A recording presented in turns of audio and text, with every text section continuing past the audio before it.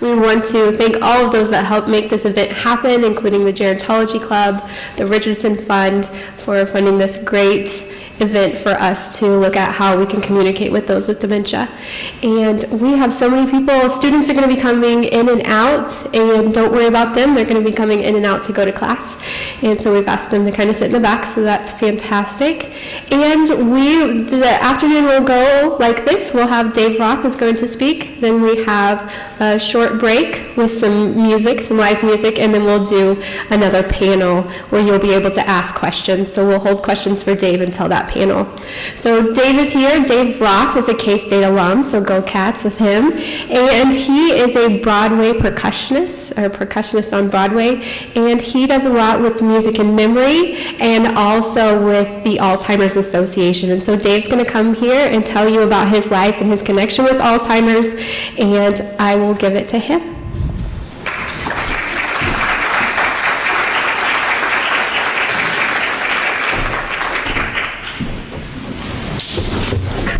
Hello. First of all, thank you to Gail Dahl and Dana Hunter for allowing me to come here today. This is a real honor to speak up to you about Alzheimer's. I'm very passionate about Alzheimer's. I'm not a professional speaker, but I'm a professional passionate, that's what I say when it comes to Alzheimer's. So I'd be happy to speak about this all day, and I'll try to keep it down to 50 minutes. A couple of things that I do want to talk about today is going to be advocacy with the Alzheimer's Association. Someone this morning asked a question right at the end of the session. I don't know if he's still here, but he said, how do we get past the stigma of Alzheimer's? And immediately I thought, oh great, I hope he shows up today for the afternoon session, because the way we get rid of the stigma of Alzheimer's is we talk. And we get good information and we share it with other people and we advocate, and that's something that I'm going to introduce to you today, and hopefully you can take it to the next step. And then the other thing, of course, that I'm extremely passionate about, some of you may already know about, is the personalized music therapy program through the use of iPods with those suffering from Alzheimer's and dementia. It's an incredible program, and if you don't already know about it, I hope today when you see some of this, you'll be truly inspired to spread this kind of use. So the first thing was kind of my journey. Alzheimer's, I think for most people in this room, you don't choose to have a journey with Alzheimer's. Generally, it chooses you through a loved one, family member, friend. There's so many of us in this room who probably has experienced Alzheimer's in one way or another. My family and I were introduced to it in a real sense when my mother was diagnosed. About 6 years ago. It's kind of hard to remember exactly when all this happens, maybe 5 years ago. I have also a father that was diagnosed about 2.5, 3 years ago. So both of our parents have Alzheimer's, which is quite shocking to most of us. And fortunately for me, I have a very large family. I have 6 brothers and sisters, one of which is sitting right over there. Raise your hand, Judy. Yeah. She's being coy. The thing that's great about having that kind of support system is that obviously there are a great many of us to be able to add our input and to reach out and find help for my mom and dad and care for them, and find others that can care for them, and so on and so forth. Some of you here may not be that lucky and may be the only one to care for that person. So basically we ended up having to have that serious talk with our loved ones, my parents, and say, well, you're at a moment in your life where things are going to change, and you may need to move somewhere. You may need to move out of your home that you've built for 45 years and go to a facility. That's not an easy conversation for anyone to have. We had that conversation. They moved here to Meadowlark Hills in Manhattan, and my father went to school here, so there was some symmetry there. And then we've now had moved them to Comfort Care Homes in Wichita, and I'm very happy with both and the care that they've received. When I went back to New York City, I'm from New York City. When I went back to New York City, I was basically looking for answers. What do I do with Alzheimer's? How can I get involved? What do I need to know about it? So right away I reached out to my local chapter, the local chapter in New York City, the Alzheimer's chapter. I have a friend in New York City who's an actress on Broadway, and her father's suffering from Alzheimer's. And so we were kind of confidants, and we went to that meeting together. And that meeting was a real moment for me, and I think some of you hopefully will find that moment, and hopefully maybe this morning's presentation, maybe my presentation, or a meeting you have at an Alzheimer's Association, a moment that really sparks your interest. This is an example of the Alzheimer's advocacy program.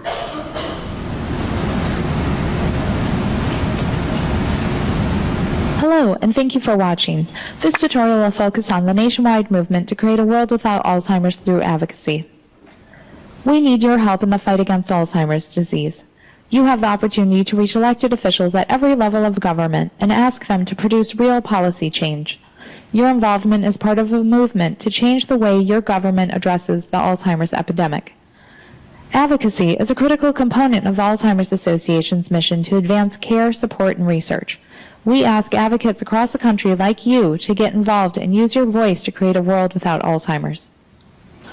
Alzheimer's advocacy is rooted in the caregiving of our friends and family members. As the Alzheimer's Association, we advocate and give voice for those who can no longer speak for themselves. We advocate to give voice for those who will face Alzheimer's disease in the future. Advocacy in the public policy arena takes the same passion and care for the needs of individuals that we experienced in caregiving and moves it to the forefront of the political debate in our country. Elected officials are making decisions right now about how this country is going to manage this disease.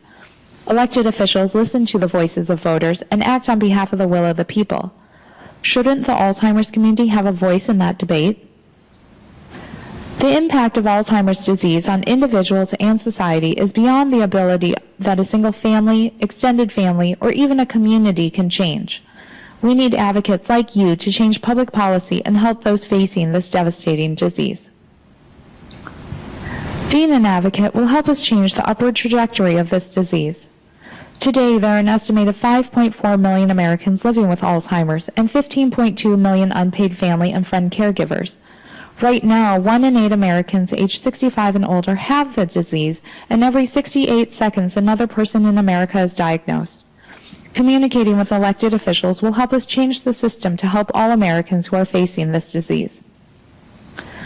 We have important public policy issues that need to be discussed with elected officials. We need your help to communicate these issues. Right now, we need the government to do its part in the fight against Alzheimer's disease. Our federal government needs to support a national Alzheimer's plan that accelerates and prioritizes the government's efforts on Alzheimer's disease and to commit the resources necessary to change the trajectory of the disease within Alzheimer's research, education, outreach, and support activities. We also need a commitment for more Alzheimer's research. Unless something is done, up to 16 million Americans will have Alzheimer's disease by 2050, and costs will exceed $1.1 trillion, creating an enormous strain on the healthcare system, families, and the federal budget. If we had a treatment that delayed onset of Alzheimer's by just 5 years, Medicare and Medicaid spending would be reduced by 45% in 2050. A commitment to Alzheimer's research is sorely needed in order to accelerate the development of breakthrough treatments that would prevent, halt, or reverse the course of Alzheimer's, help the increasing number of families living with Alzheimer's, and keep pace with Alzheimer's steadily mounting impact on our healthcare system and economy. Our federal government must also ensure that all individuals with Alzheimer's and their families have access to the appropriate care and supports to navigate this difficult disease. Your voice is the most powerful tool to fight this disease on Capitol Hill. Your efforts will help us to educate and inform elected officials about these critical public policy priorities. Right now, there are 3 things you can do to be an advocate. Take the time and educate yourself about our issues at alz.org. Find and contact your local chapter at alz.org and become an advocate. The Alzheimer's Association is involved in public policy at every level of government, and your local chapter office plays a key role in organizing our efforts. Lastly, meet with your members of Congress locally to discuss our legislative issues. As you become an advocate, be sure to educate yourself about our legislative issues. Visit alz.org/advocacy for the latest information on key pieces of legislation so you can be an informed advocate. Members of Congress need to hear from advocates like you. Visit alz.org to learn who your elected officials are in Washington, D.C. Use our online tools to send an email or make a phone call to Congress. It couldn't be easier. You can also meet with your members of Congress and their local staff. Visit alz.org/advocacy to find your member of Congress. Please be sure to work with your local community Alzheimer's Association staff to set up a meeting to discuss Alzheimer's policy initiatives with your members of Congress. I'm sure you're wondering, what would I say at this meeting? Let's keep it simple and use the 3 W's. Who are you? Let them know you are a constituent and where you are from. Why are you an advocate? This is your chance to tell your personal story and to put a face to this disease. What do you want the elected officials to do? This is your opportunity to ask your elected officials to support the public policy priorities of the Alzheimer's Association that we covered earlier. Be sure to take notes during the meeting, as you will want to follow up at a later date. After your meeting is finished, it is especially important to follow up. Please take 2 minutes and report your meeting at alz.org/congressional report form. This not only lets us know that your meeting occurred, but it also allows the federal affairs staff in Washington, D.C. to follow up with your congressional office and answer any questions that may have been brought up during your meeting.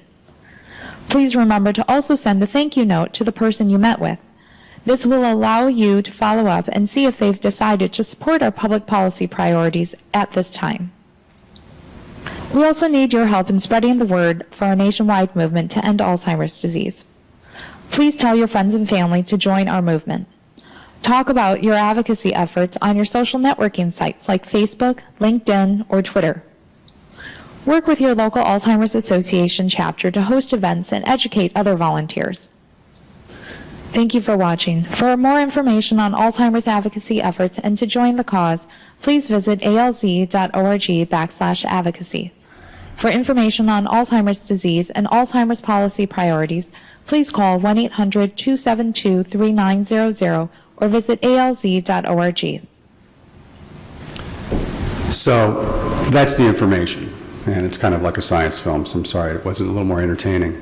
But at that meeting, Joe Franco, who was the meeting I had at the Alzheimer's Association, Joe Franco, who was the Assistant Director of the National Policy Office, was there to tell us, the attendees, about this program called the Ambassador Program. Well, you see, like I think most people in this room, when you reach middle age, and I was reaching middle age, I was at that point in my life where I'm like, I have my work, I love what I do, I love my family life and all that, but I think at some point everybody, when they reach this point in their life, you decide, I need something else. There needs to be some other drive in my life that's important to me, but that's important to other people. Well, this was a moment for me. This was a moment when I realized this could be something I could give, and it'd be important for other people as well. And this ambassador program that he introduced was basically assigning an advocate from each congressional district in the United States. And I believe you have 4 congressional districts here, right? 4 congressional districts in the state of Kansas. So that would be one ambassador from each district, one advocate. I call it an Uber advocate. And your job is to be a liaison between that representative or senator and the Alzheimer's Association on all matters regarding Alzheimer's and federal legislation. So it gives the Alzheimer's a conduit to that congressperson, because that's where change really needs to happen when it comes to Alzheimer's, not only from us in the medical field, but from Congress. Congress needs to step up and act. So that's basically where my work began. And so my next step was I needed to educate myself. And this is where this comes in when you want to be an advocate. And you need to look and see what the numbers are. First off, this one to me is one of the most shocking. And when that young man asked earlier, basically, how do we get past the stigma? Here's one big stigma that most people don't even know. This is the 6th leading cause of death in the United States. Now, the interesting part about this statement is when I make this statement, about 50% of the time, I usually get this kind of deer in the headlights look on someone's face, and I realize it's not that it's the 6th leading cause of death, it's that it's the cause of death. They literally look at me like, well, you just get old and forgetful. It's called Alzheimer's disease, and it's sad because people forget. No, it does lead to death, unfortunately. And it's the 6th leading cause of death. There are almost 6 million people in this country that have Alzheimer's. That number is expected to grow to approximately 16 million by mid-century. Why is that? because the baby boom generation, it's a large generation, and they're growing older and reaching their senior years, and the population is changing too. I recently saw a study that basically looked at the population statistics over the last, many centuries, and it used to be that the population looked like a pyramid. The bottom wide base was youth, and as you got up there, that was the elderly. It was like this nice pyramid. Well, today, in the world population, it's starting to even out a little bit. It's becoming a column, and there's a little more even disparity between all the different age groups. In 200 years, they're predicting that it'll be an inverted triangle, and some of our smallest age groups will be the youth, and our largest will be the elderly. That's why we need to address this problem, because people are getting to older ages now than they used to because of medical advancements, and therefore they're more at risk. Anybody that's 85 years or older stand 1 in 2 chance of developing some form of dementia. That's quite high, 85 years or older. The other concept that's really alarming about this disease is it's extremely expensive. It costs the United States government, well, Alzheimer's costs in general, cost $220 billion last year. Out of that $220 billion, $150 billion was spent from the Medicare and Medicaid system. Now think about that. $150 billion. Now, as the population grows from 5.5 million with Alzheimer's to 16 million, they're estimating by the middle of the century, it'll be $1.2 trillion to care for Alzheimer's. And if you add up that expense from now until then, it'll be $20 trillion to actually pay for Alzheimer's. 20 trillion. Last time I looked, I think the national deficit, which most of us agree in this room is far too high, is $17 trillion. And guess what? That's higher than the national deficit. So it's not only a medical crisis, it's a financial crisis. One in every $5 that's spent on Medicare is spent on Alzheimer's. 1 in every $5. Obviously, I've already told you the numbers as far as the Medicare and Medicaid costs. Dr. Collins, who is the head of the National Institute of Health, also referred to as NIH, let me read this to you. We are not at the moment limited by ideas. We are not limited by scientific opportunities. We are not limited by talent. We are unfortunately limited by resources to be able to move the enterprise forward at the pace that it could take. So basically what he's saying is, we have the talent, we don't have the money. So that's where we have to advocate, and we have to step up, and we have to ask Congress to act and provide more money. This is so important to him that a year and a half ago, or actually just a year ago, he has $50 million in his own director's budget, okay, which I'm sure he'd love to spend on what he'd love to spend it on.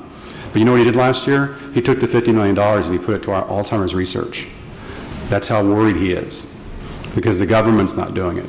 So he decided to step up and do it himself. Now, the government, fortunately, in the current administration, the Obama administration, allotted an additional $120 million last year for Alzheimer research. That's great, and we were really thrilled about that, and quite frankly, I'm shocked it passed because there's such resistance in spending money. But now that it has passed, $120 million is important. It's a great symbolic move that shows that the administration and the government and this country is starting to be concerned about Alzheimer's. But we need a lot more than that. Because as you see, that chart on the left, that bar on the left, that again is the $150 billion we spent just last year on Alzheimer's, okay, $150 billion. See that little sliver down there? That's how much we spent in research. You know, when your roof is leaking and all the stuff in your house keeps getting wet, and you go and you keep replacing stuff in your house because your roof is leaking, well, if you go next door and you hire Timmy, the neighbor who's 10 years old, to fix your roof, you're probably only going to have to pay him $100. But then you got to keep replacing the stuff inside your house because your roof wasn't fixed properly. That's the analogy. We've got a big giant roofy leak, and we're trying to fix it by means that just isn't going to do it. So we have to have more money put towards it. Now, you can see why I'm saying this. These are the different figures as far as what we spend as a nation on research for cancer, for HIV/AIDS, for cardiovascular heart disease, and Alzheimer's. When I walk into a senator or a congressperson's office in Washington, D.C., the first thing I say to them, first of all, and this is a great way to introduce anybody to Alzheimer's, is say, are you affected in any way by Alzheimer's? Do you have a loved one? And usually I do about 7 meetings a day whenever I'm doing this. 5 out of 7 will say yes. 5 out of 7. So you can see how we're all affected greatly by this. Then the other thing I talk about here is that one thing I didn't tell you is that my grandmother was never diagnosed, but I'm quite certain died of Alzheimer's in 1977. Now my parents are diagnosed 30, 35 years later. You know what's really interesting about that, Mr. Senator, is that 30 years ago, this was kind of what we did for people with Alzheimer's. 30 years later, we're kind of doing the same thing. We haven't gotten very far with this. However, when I was in 77 and I was a young lad, when a neighbor had cancer, you didn't ever talk about it. Does anybody remember that? You would say the C word. No one said cancer back then because we were so freaked out because guess what? You didn't survive. You know, when someone had cancer, then you just couldn't bear to say it because you didn't have any survival. Now we have remission. How do you think we got there? We have remission because we put money towards it. We now spend $6 billion a year in cancer research and great things have happened. Makes sense. You know, you put your money where your mouth is, so you have to basically invest. So that's what you're asking. You're going to a Congress member and you're saying, hey, we just want you to invest and, you know, let's put the money here now and save all this money from the, you know, what we're going to spend later. And once again, make sure you bring this up again. You know, 6th leading cause of death. And more importantly, out of the 6th leading cause of death, whoops, sorry about that, is out of the top 10 causes of death in the United States, Alzheimer's is the only one that has no effective therapy or cure. Out of the top 10, it's the only one. Out of the top 10 over the last 10 or 15 years, look at the decline from all the other diseases. Cause of death has actually come down. Alzheimer's has increased. So we're late in the game with Alzheimer's, so we need to step it up and, you know, get there sooner. So where do you begin? The most important part is start, and that's the hardest part. But as all of you know from anything you do in your life, like going to the grocery store, if you get in the car and you turn the car on, chances are you're going to make it. But if you don't get in the car, you'll go, oh, I'll go to the grocery store tomorrow. It's the same way here. You just finally do something and you actually take one step forward and then all of a sudden you go, oh wow, this is great, look what happened here. And suddenly you're all inspired because all these events are taking place around you. And a lot of times you have nothing to do with it. They just, something you did sparked this and then next thing you know, it's just exponential and all this growth starts happening. Call your local Alzheimer's chapter. There's a couple of them in the state. There's one in Kansas City, Heartland, Heart of America, something like that. And then there's Central and Western Kansas chapter in Wichita. Lindsay's here from that. And they all have satellite offices around the state as well. So contact your local chapter. They're a great resource of help. Contact your local nursing homes. Contact geriatric centers, neurological centers. Reach out to people that are dealing with Alzheimer's institutions because they may have ideas for you that you can help out.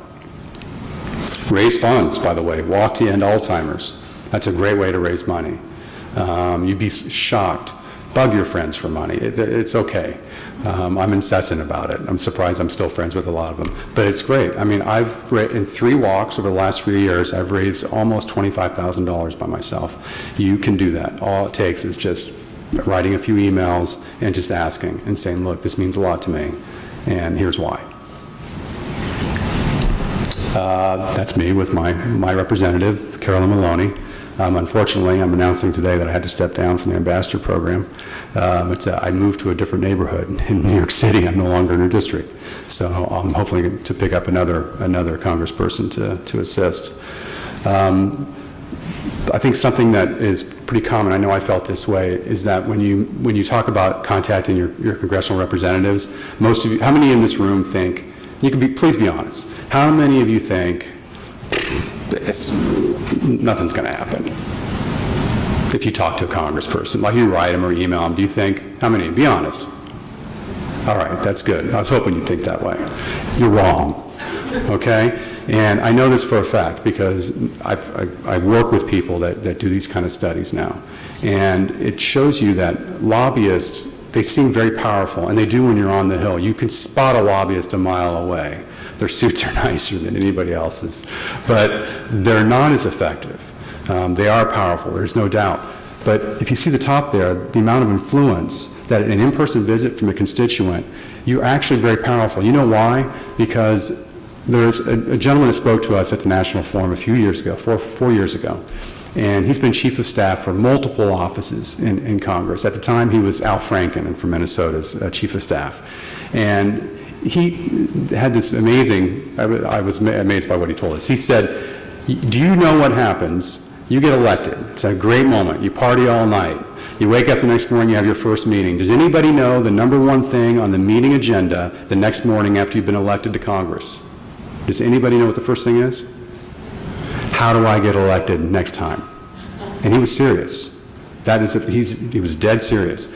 How do we get elected next time? Not, okay, what was the platform I got elected on? Let's try and see what we can do about that. No, it's we got to protect our job. That's why that's important. You're a vote. And if all the people in this room came in, especially in 1 week, to Representative Jenkins' office, which I believe is your representative here, she'd be alarmed. Because she'd go, let me see here, there's 80 votes here. Oh, that's important because she likes her job, and it's great. Well, guess what? We gave her that, and we can take it away. So you have to hold them accountable. Just quickly, I just want you to know about some federal legislation. First of all, I'm not going to talk about all this, but there was nothing about Alzheimer's in Congress up until just a few years ago. We weren't on the map. And the Alzheimer's Breakthrough Act was something we tried to get through for a decade or so. It was asking for money. That's just a hard sell, period, for anyone. When someone comes to you and calls you on the phone and asks for money, it's a hard sell. So they came up with the National Alzheimer's Project Act. We called it NAPA. And basically what that was just setting up a plan. It's just saying to Congress, there's no money, don't freak out. We just want to make sure that we're on the map now. Recognize us and say this is a national priority. Well, it passed unanimously in December of 2010. Obama signed it into law in January 2011. And in May of 2011, it was now the National Plan for Alzheimer's that he signed. And it basically designated 2025 as a target date for a cure. So that's the target we're on. So now we have a plan. It doesn't sound like much, but it is. It's baby steps in Congress. So now we're there.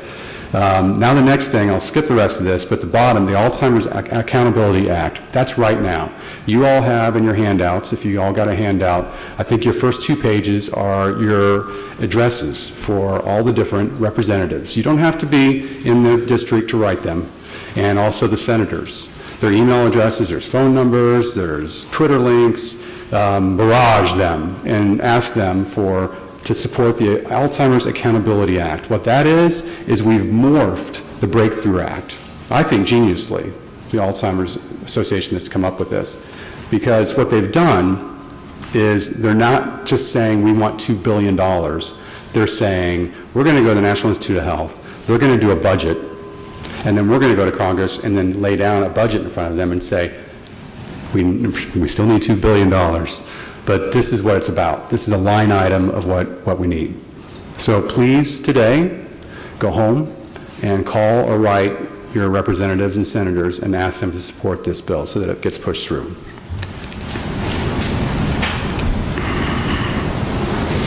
Another thing about being an advocate, use your media. Go to a radio show, go to a TV show, see if you can get some airtime. You'd be surprised what gets you on. Go to your local Alzheimer's Association. They have connections with media. They already have relationships with papers when it comes to Alzheimer's. Go to them. They'd love to stop talking and have someone else talk for them. And get your word out there through that. Develop your relationships with these different agencies. Be careful who you pick, though. Don't pick someone who is too controversial or might put you in a defensive mode. Rush Limbaugh would not be a great show for Alzheimer's talk. So try to go a different direction, when you're thinking about finding somebody. The most important part is spread the word. That's what I'm doing right now, and that's why, we're talking about this right now. I'm trying to spread the word to you. Every time I'm at a local bar with musicians, somehow it'll come up because they know I'm an advocate, and I talk about it. And they listen and they tell other people, and they constantly send me stuff saying, hey, look what I saw. And they're thinking about it now.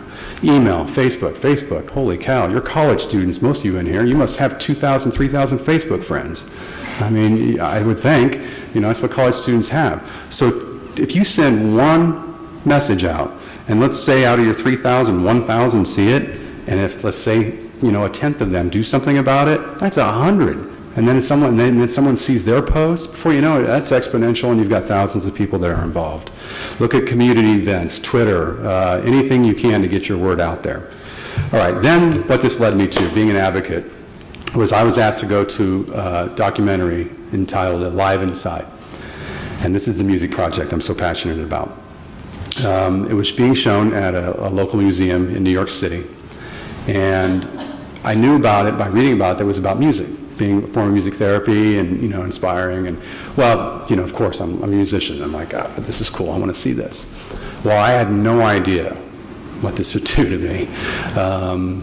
But it's changed me forever, this program. And I saw it with 200 people. I'm pretty sure there wasn't a dry eye in the house. It's extremely moving to see people come alive.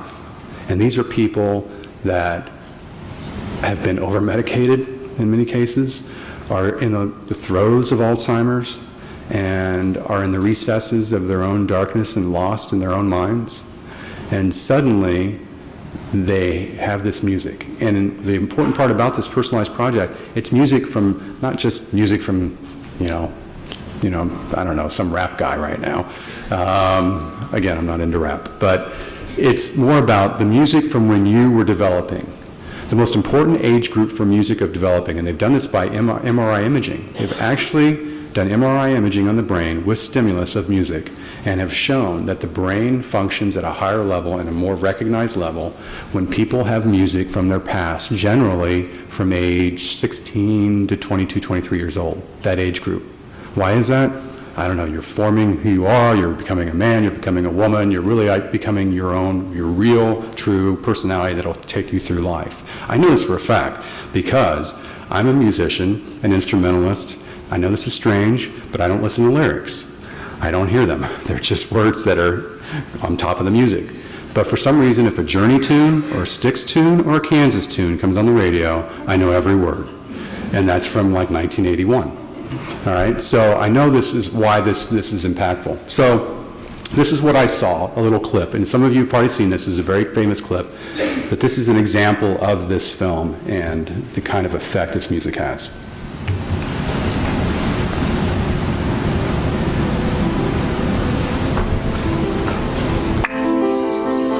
I have one resident that barely opened her eyes. She didn't respond. As much as I tried, I knew her for 2 years. No matter what I tried, massage wouldn't work, nothing worked. But when we got introduced to the iPods and the family told me the things that she liked, it was amazing once we put the iPod on her. She started shaking her feet. She started moving her head. Her son was just amazed. Okay, can we stop? Because now I'm getting all I'm seeing her all over again.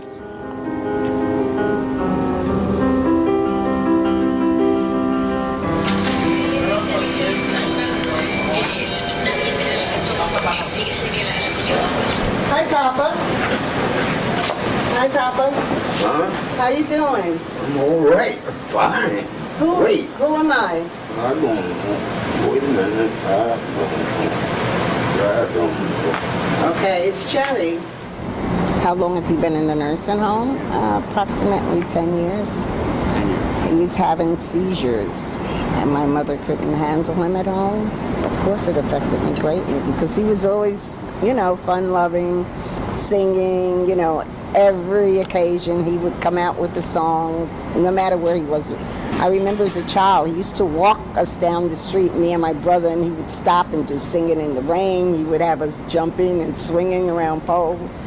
He was, he was good. He was always into music, always loved singing, dancing.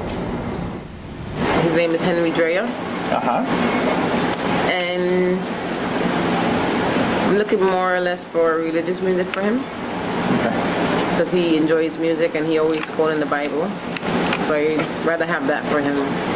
We first see Henry inert, maybe depressed, unresponsive, and almost unalive. Henry. Yeah. Henry. Yes, sir. I found your music. You want your music now? What do you want me? Let's try your music, okay? And then you tell me if it's too loud or not. Then he is given an iPod containing, we know, his favorite music.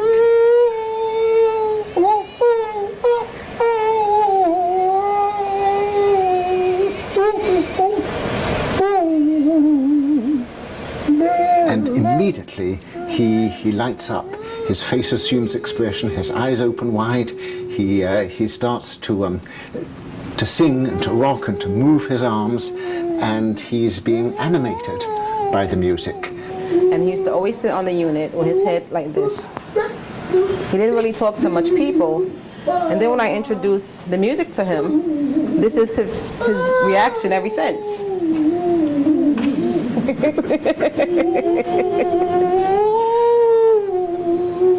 The philosopher Kant once called music the quickening art, and Henry is being quickened, he's being brought to life. Yeah. I'm going to take the music for 1 second, okay? Just to ask you a few questions. Okay? I'm going to give it back to you. Uh-huh. Okay. The effect of this doesn't stop, because when the headphones are taken off, Henry, normally mute and virtually unable to answer the simplest yes or no questions, is quite voluble. Henry, Yeah. do you like the iPod? Do you like the music you're hearing? Yes. Tell me about your music. Well, I don't have one, I mean. Do you like music? Yeah, I'm crazy about music. You play beautiful music, beautiful sound. Beautiful. Did you play music when you were, did you like music when you were young? Yes, I went to big dances and things. What was your favorite music when you were young? Well, I guess, Cab Calloway was my number one band guy I liked. What was your favorite Cab Calloway song? Oh, I'll be home there for Christmas. Oh, you can count and plan on me with plenty of snow, mistletoe, present wrapped around your tree. Ow! So in some sense, Henry is restored to himself. He has remembered who he is, and he's reacquired his identity for a while through the power of music. What does music do to you? Give me the feeling of love. No man. Figure right now the world need to come into music, singing. You got beautiful music in. Beautiful, oh, lovely. And I feel the band of love, the dream. The Lord came to me, made me holy. I'm a holy man. So he gave me this sound. They say, I meet you. Let me see. Rosalie, won't you love me? Rosalie, won't you be sweet and kind? With this beautiful new technology, you can have all the music which is significant for you in something as big as a matchbox or whatever. And I think this may be very, very important in helping to animate, organize, and bring a sense of identity back to people who are out of it. Otherwise, music will bring them back into it, into their own personhood, their own memories, their own autobiographies. So I saw this film, and immediately I came away with two thoughts. First of all, the effect of music. Well, I'm a musician, so I just mentioned earlier that in a way I feel like I'm a drug dealer, because music is a drug. And those of us who play music feel like we're providing medicine for people. And so that was already, I get that. But then the other thing I came away with was my frustration. Because Dan Cohen, the social worker who came last year and presented here about his project through musicandmemory.org is his organization, if you want to look him up, if you weren't here last year. The frustrating part was he would go to these institutions and he'd say, you know, I have this project. It works wonderfully many times for a lot of people. And the institutions they're on board and they're like, well, this is fascinating. This sounds great. Wow. And oh, by the way, caregivers say that people that are in this mode of hearing this music, they suddenly are more agreeable. So they don't like to shower. So you pop a headphone on them, you know, an hour later you go in to shower and they're like, yeah, that's great. You know, I feel good. Let's do this. Well, then they get to the point where the final conversation is how much? And Dan then tells them it's $50 to $70 per patient. And a lot of times the institution says, we can't afford that. Do you know how much money they spend on medication for each patient? And you know what that medication a great many times does? It puts them in a comatose situation, a state. And so they think that's more agreeable to get them to deal with them. So now I walked away from that and I thought, okay, I'm on board. However, I don't know that it works other than seeing that it works here. Well, my mother has Alzheimer's, as I told you, and my mother at that time was in pretty much mid stages, I would say. And my mom was a choir director for 35 years in a Catholic church, playing a guitar folk mass, so she was very cutting edge. And the thing is, what's really sad, and I feel this is very personal for me, but I know it's for my family too. As a musician, it's frustrating to me that we were so conscious of giving her food and shelter and hygiene that we forgot about the music. And she didn't have music in her life anymore. She was in institutions where the television's on, but there's no music being played. And so I called my brothers and sisters and said, here's this program. It's great. What's the music from her past? I'm the youngest, so I need help. And they came up with music, and her sister came up with music, and that's another thing. It's incredibly, it's a great therapy for families and caregivers, because you come together and you talk about your loved one, and like, oh, you remember listening to Neil Diamond? Oh, I hated him, but Mom loved him. You know what I mean? That kind of thing, and it's fun, it's funny, and you put it all together, and then you have their music. So I went home, and with the help of my sister Jenny, who had a video camera, I just want to show you some clips of my mom. And one of the things, I won't do much of this, but one of the things I want to show you or tell you is that at this point, my mom had 4 words. She couldn't converse anymore. One word she said a lot was really, really, really, really. More anxiety she'd have, the more she'd say it. And then she'd say yeah or no, and that's about it, okay? No names, no anything. All right.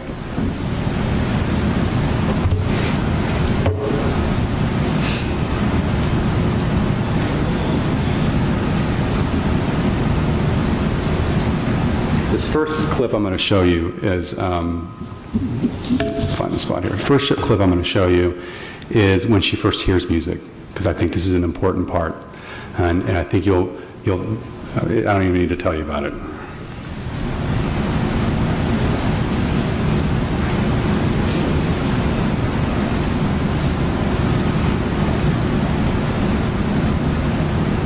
Now ready?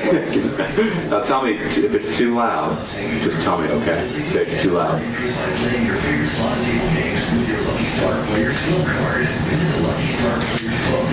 You hear it? Yeah. Did it stop? Stop. Do you hear it now? No. Do you hear it now? Watch this.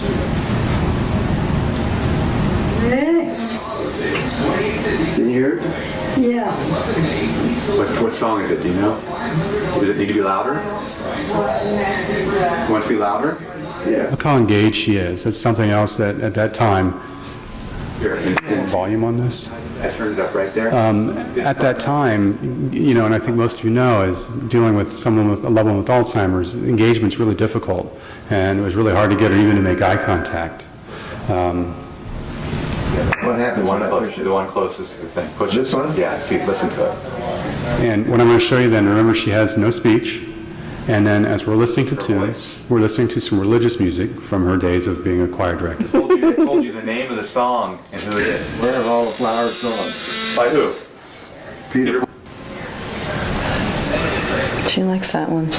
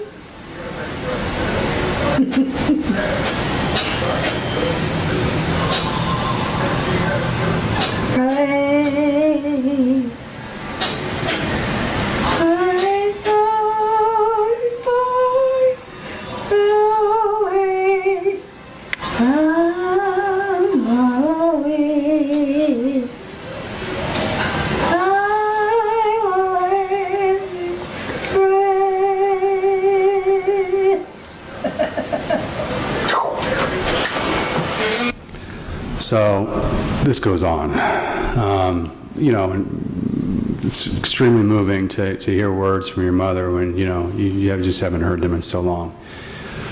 And so I came away from that, and I came home, and I went, oh my God, this works.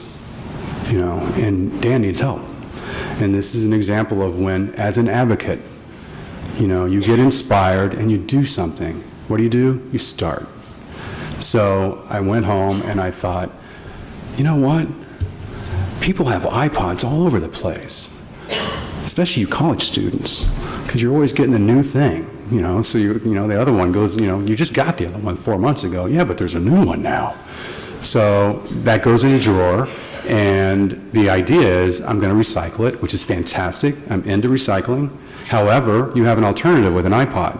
It gets ground into little plastic bits, so it can be made into more big plastic bits, or you can give it to somebody with Alzheimer's, and you can bring them a lifetime of memories in that little tiny thing that can reawaken them and bring them incredible peace, if anything else. So the other thing I thought about is okay, I've got this great community, Broadway. And the other part of it too is, quite frankly, and I don't mean to toot a horn here, but Broadway is far sexier than Alzheimer's. And so when you just say Alzheimer's iPod Drive, people are like, ooh, okay, Broadway Alzheimer's Drive, they probably still go, ooh, but then they go, what's the Broadway thing? So that was why I did that. I thought, I'm going to use the Broadway name, and I'm going to get all the people I work with on Broadway, and I'm going to talk to them about it. And initially it was more social networking. I just wanted to spread out and say, hey, tell him, and let it spread. And what it turned into was people went, the thing about my community is we're artists, they're very passionate people. So you give them a reason to be more passionate and look out. And that's what's happened. And they've taken that and run with it. And they, iPods have been coming in. We've had two great drives, 2 summers ago, last summer. Our third one's going to be this year. It runs from July 4th. I chose that date because I feel like this is a sense of independence. This is giving people with Alzheimer's a little independence. So we started on July 4th. We end on August 19th because that's my parents' wedding anniversary. So I thought that was some nice symmetry to tie my parents in with that. And then what ends up happening is, that's Dan Cohen, who's the founder of Music and Memory. He's the one that spearheaded this whole project of personalized music therapy. That's me giving him some iPods from past year.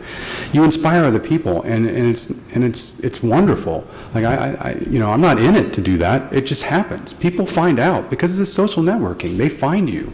And look at all these different organizations. These are just some of them that have called me and they said, "Hey, we're going to do this. We're the Chicago Youth Symphony, and David Hyde Pierce is emceeing our event." And David Hyde Pierce is is one of our greatest spokespeople for Alzheimer's, and they did a big iPod drive. The Broadway Green Alliance, they've allowed me to partner with them. They do green textile drives and electronic drives right in the middle of Times Square. That's where I'm standing right now. And every time an iPod comes in, they take a computer and they throw it in a big box, and they get an iPod and they throw it over to me. And so all these little things happen. And again, how did that happen? All you did was start. You just started to do something, and next thing you know, someone else picked up the torch and started doing it too. One of the great things I'm very proud about is from the Central and Western Kansas chapter. Ooh, did I get it? Okay.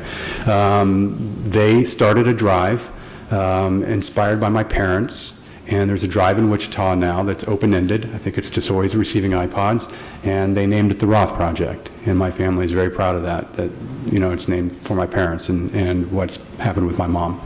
So essentially, I guess the end of all this for me is just to tell you to be an advocate of some sort. You don't have to go as far as I've gone.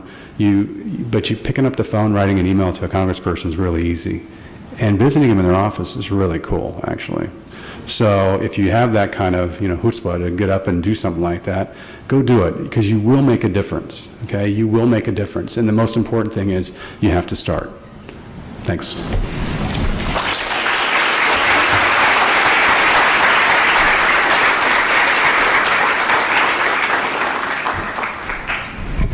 Dave, we want you to stay up here for a second. Can you get that picture? Well, I didn't even mean to have this happen. I just yesterday got an email from Comfort Care Homes, and this picture was attached. And I told Dave about this at lunch, and Judy, who's here, and the subject of the email was the first of the Comfort Care Homes' first Roth Project participant. And it says, the attached photo shows my wife at the moment she first hears Some Enchanting Evening from South Pacific, downloaded on her iPod Shuffle.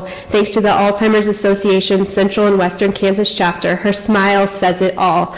Most of the songs are from her parents' favorite Broadway musicals. We did include Bad Badly Brown, which encourages Christy to stand up and dance around the living room. We can't thank Dave and Comfort Care Homes and the staff of the Alzheimer's Association enough. So I thought that was very fitting to show this email that I got.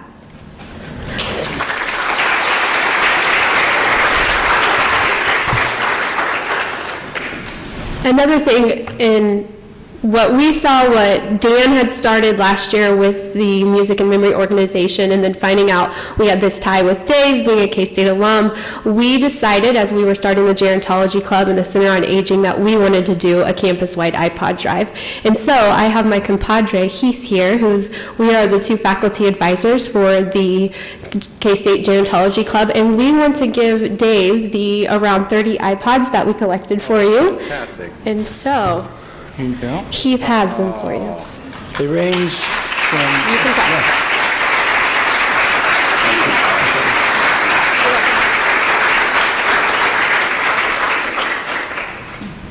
All right, so you can take those home with you. Thank you.